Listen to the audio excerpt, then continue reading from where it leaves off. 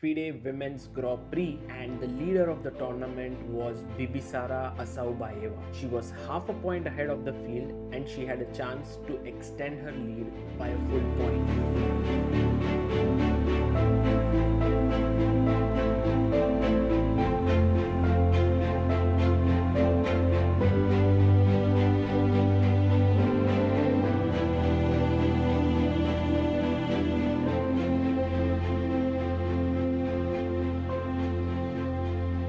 In this position, where she was playing against Nana Zagnidze, her opponent went wrong with the move Queen d7. Now, the e6 pawn is tremendously weak and Asaubayeva just mounted on it with rook d2. Black defended, but in came the move b4. Fantastic move. The point after knight f6 was that here white should have pushed the pawn to b5 and then Bibisara would have got her bishop to c6, and if it was stopped with the move knight to d8, then after a4 g5 knight d3, white is looking at squares like e5 or b4 to c6 and is completely better. But instead she went h4 stopping g5, but after rook e7 b5 and takes on d4, the position had kind of equalized and the game ended in a draw.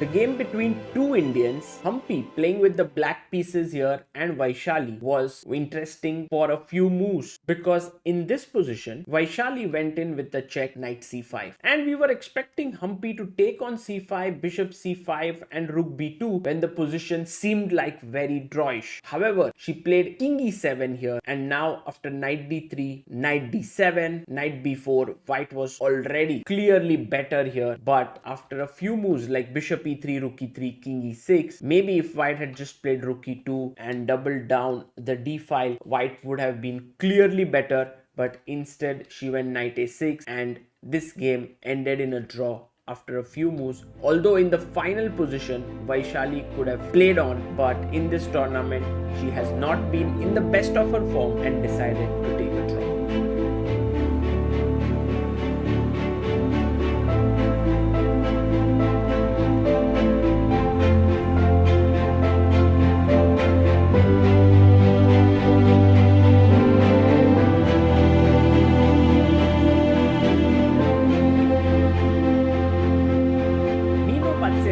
Hadn't won a single game at this event, but this was the one where she scored the full point against Polina Shuvalova. In this position, Shuvalova has a great position with the black pieces. She has her knights well placed and a very good idea could have been to push her pawn to c4 or just centralize her rook. But instead, and notice how the game turns now. After a4, a6, she gives a check here and now black should have brought the knight back. The main point being that it controls the b6 square. Later on, you can push the pawn forward as well. However, d5 was played and now the pawn came up to b6 and a5, creating a protected passer. This proved to be very important because in the end, if you look at this position here, you will see that the a6 pawn falls in the game and these two pawns on the queen side were extremely strong.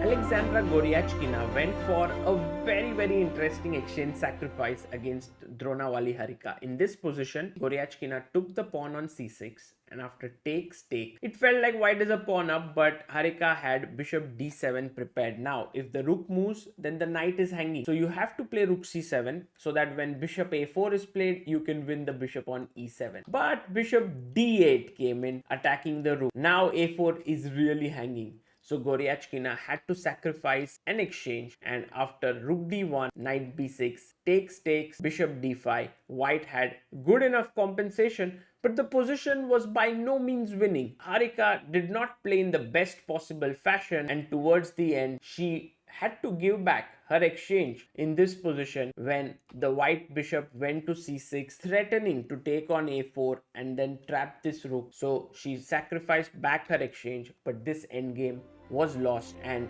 Goryachkina managed to win.